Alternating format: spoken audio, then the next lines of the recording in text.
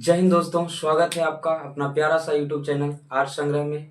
तो आप लोग कैसे हैं? मैं उम्मीद करता हूं कि आप लोग स्वस्थ होंगे, मस्त होंगे और पढ़ाई कर रहे होंगे। तो आइए हम आज का टॉपिक शुरू करते हैं। 1848 ईस्वी की फ्रांसीसी क्रांति एवं कारण।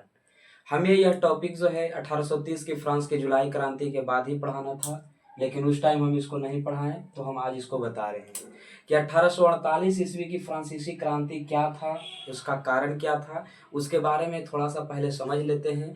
हम 1830 ईस्वी की फ्रांस की जुलाई क्रांति में आपको बताए थे कि चार्ल्स दशम के बाद नया शासक लुई फिलिप को बनाया गया था।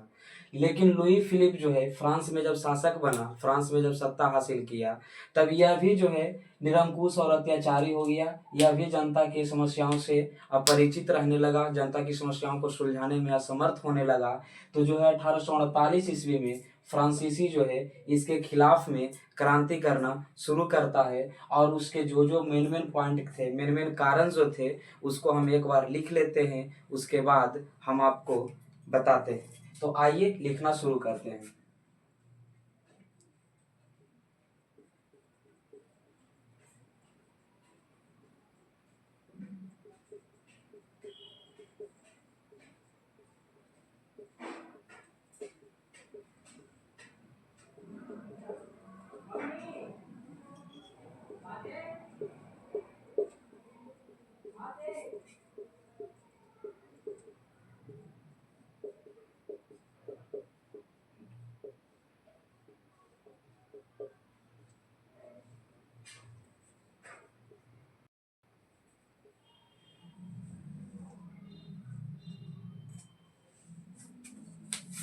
तो आइए दोस्तों, उसके बारे में हम महत्वपूर्ण पॉइंट को लिख लिए हैं। अब इसको पॉइंट वाइज पॉइंट समझते हैं।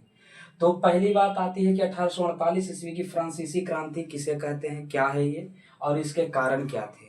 तो चार्ल्स दशम के बाद नया शासक लुई फिलिप को बनाया गया था।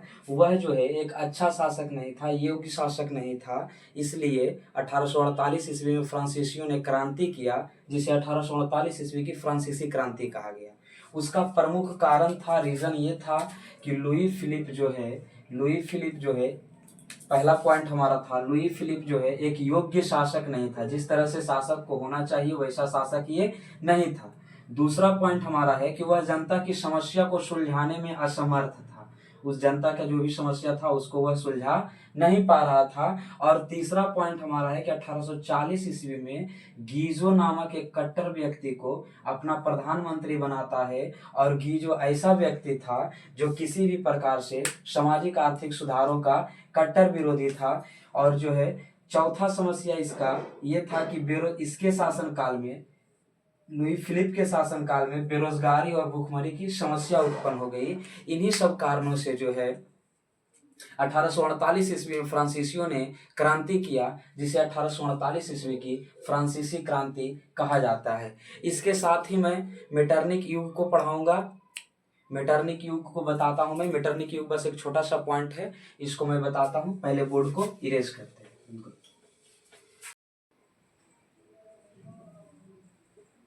आइए दोस्तों, मेटरनिक युग के बारे में समझते हैं। तो ऑस्ट्रिया का जो चांसलर था, ऑस्ट्रिया का जो प्रधानमंत्री था, उसका नाम था मेटरनिक। वह जो है 1815 से 1848 ईस्वी तक शासन किया और इसी के शासनकाल को मेटरनिक युग कहा गया।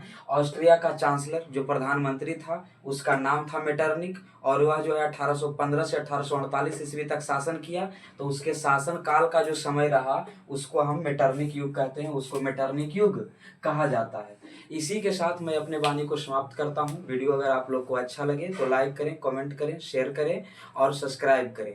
आप लोग के पास बस एक पॉइंट, इस चैप्टर का एक पॉइंट और बच रहा है, वह है जर्मनी एकीकरण। उसको मैं बहुत जल्द कंप्लीट कर दूंगा। उसके बाद हमारा पहला चैप्टर खत्म हो जाएगा। आप एनसीईआरटी बुक से देख सकते हैं, हम टॉपिक वाइज टॉपिक बता दिए हैं। तो आप लोग को अगर वीडियो अच्छा लगे तो लाइक जरूर करें और सब्सक्राइब जरूर करें। धन्यवाद।